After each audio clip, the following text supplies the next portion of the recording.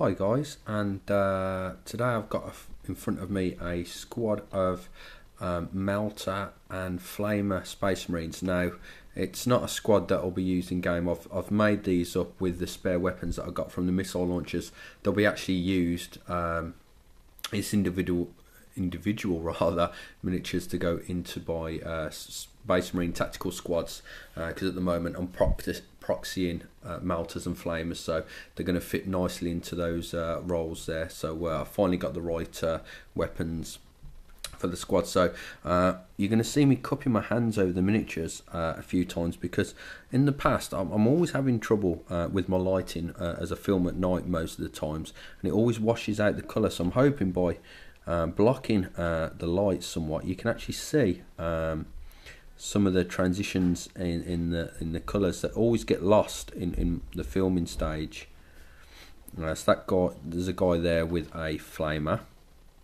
Oh yes, before I forget, I want to say a thank you to a YouTuber that sent me some shoulder pads and a few of those beaky helmets, and his YouTube name is Payo001, and these come all the way from Germany. So you know, it means a lot when people take the time and effort to get in contact saying, I've got a few things that I definitely don't want to use, but I know that they'd be definitely useful for you, and they, you know, out of their own kindness and generosity, they send things. And you know, I'm in the UK and this come from Germany, so you know, I really do appreciate, and they will get used for definite. I do intend over the next 2 or 3 weeks to make another assault squad, and I'll be using those for that. So thank you very much, Payo001.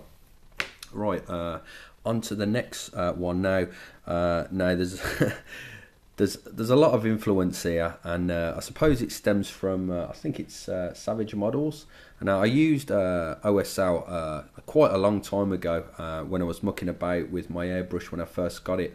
I think I used it on my APC Ultramarine tank, but I used it very sparingly, and I forgot all about it, to be honest. I just carried on using my airbrush, and as what's that saying? You just fall into a routine of doing what you know works, and then after that, Mac was chatting away to me saying, I'm going to try it out, and I seen how good it looks on his miniature, so I thought, wow, if everyone else is having fun, why shouldn't I? And yeah, it does look really, really good. So I've got to thank Mac and Savage Models really for giving me the kick up the bum I needed to actually add something different to the models. So as you can see, it's very simple to do. I mean, you can do this with a paintbrush. Yes, it will be a bit more difficult and a bit more time consuming, but it can be achieved.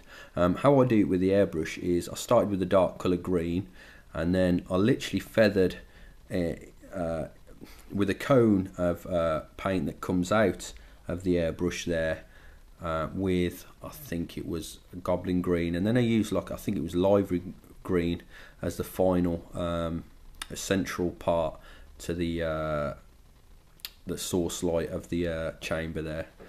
So what do you think, guys? Do you like OSL? Let me know. I'm liking it at the moment, and as I say, do apologise about this shadow, but as you can see subtle highlights and shades in the armour there. But if I do that, it all looks like one colour, which is a bit of a pain. You know, I'm sure I'll sort out my lighting troubles one day. Okay, here you can see I've done a little bit of object source lighting from his lens that's over his eye there. I'm not too sure about that. I might need to, I don't know, maybe rethink how I did it, or I don't know, try it again somehow. But it's very difficult trying to source light something so tiny.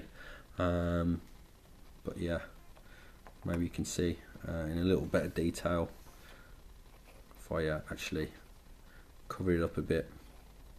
And again, the metallic that you can see there, that's really smooth and shiny and reflective, is the liquid metallics range from Vallejo that are in alcohol, and I'm a huge fan of those. The only thing I don't like about them is the bother and the trouble it takes to apply them, but I think the end result's worth it in the end. Okay, and this is another Kit Bash Sanguinary Priest, and it's got a knobbly shoulder pad and some Corvus type legs, but I think that's as pre-heresy as this one could go with the bits that I had at the time of making this some while back. But it's a lovely posed miniature. It's mainly metal, so it's got some weight to it. And again, this is from this goblet here is from Mac.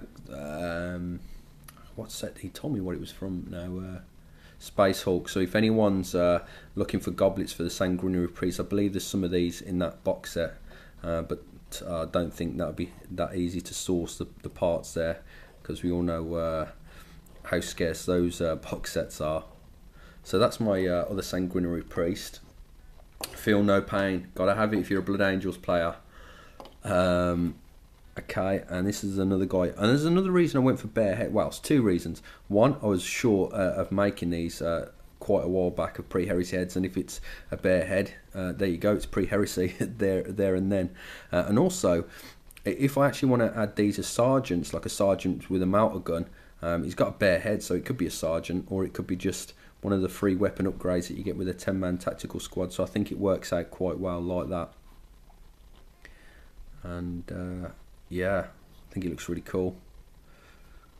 So that's that guy. I'm not sure what looks better, with my hand cupping them or with the light, so I'm sure when I play it back I'll know. So full apologies for the difference in the light for this video, but hopefully you can understand why I've been trying to do it.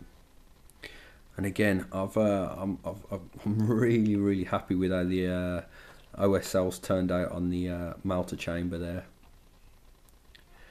All in all, a great little unit, or you know, a unit that will be split up into my other tactical marine squads.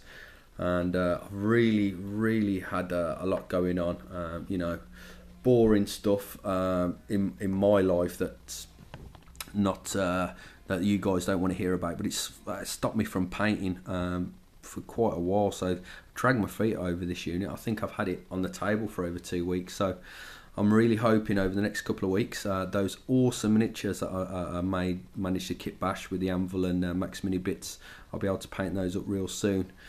But all in all, yeah, let me know what you think. I think I'll be using a lot more OSL in future. And yeah, thanks for watching, guys. Please rate, comment and subscribe, and I'll catch you in the next one.